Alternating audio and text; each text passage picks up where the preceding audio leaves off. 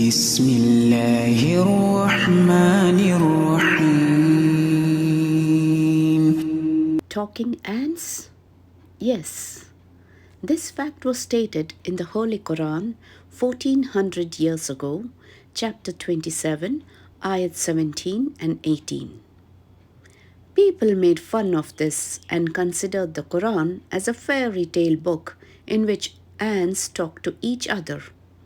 It was mocked until recently, when the scientific world was astonished a few years ago to discover and listen to communication between ants. Although they do not talk like humans, they do communicate using pheromones, chemicals, and acoustic signals released by vibrations when they rub sections of their bodies to produce sounds. This communication was in those days understood only by Sulaiman alayhi salam by the grace of Allah subhanahu wa ta'ala. Very small talk. Scientists have long studied how various creatures communicate. Dolphins in the water, chimpanzees on land, birds in flight. But insects, could they possibly have anything to say? Well, when it comes to the tiny ant, it turns out the answer may be yes. Here's Nick Watt. Ants live in highly structured societies. They are masters of architecture and even agriculture. And now, scientists tell us, ants actually talk to each other. By what you found? We were. Yes, we were surprised. The question is, how could an unlettered man in the deserts of Saudi Arabia, with no advanced scientific instruments or libraries and universities, author a knowledge of this kind in the Quran? If any of my viewers can answer this question, please do comment below. بسم الله الرحمن الرحيم.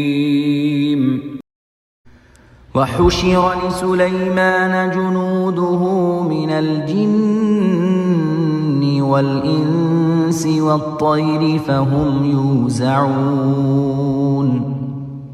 حتى إذا أتوا على واد النمل قالت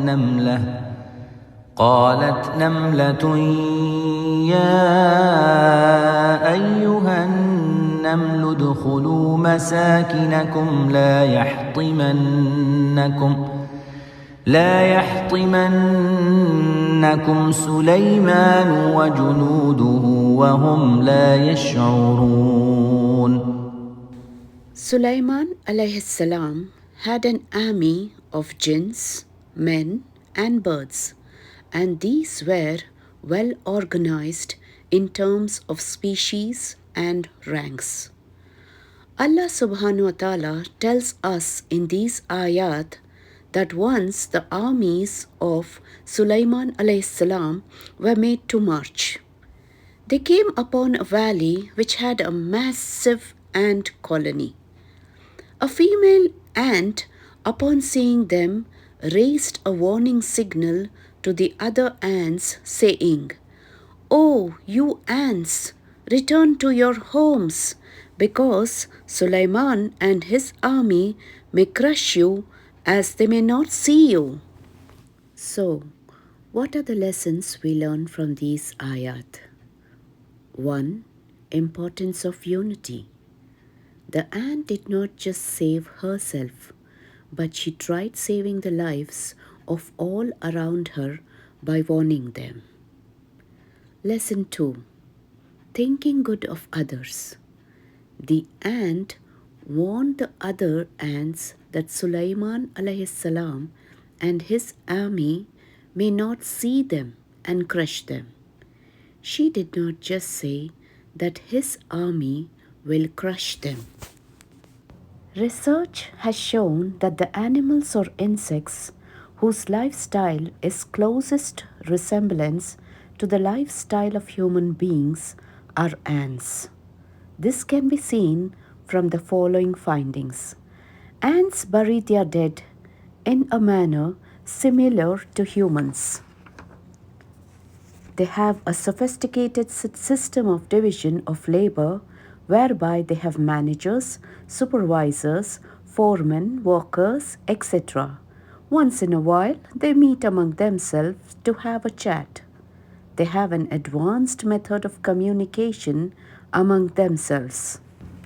They hold regular markets wherein they exchange goods.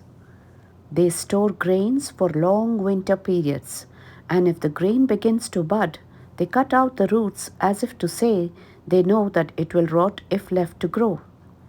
If grains stored get wet due to rains, they take these grains out to dry in the sunlight, and once dried, they bring them back inside and store them.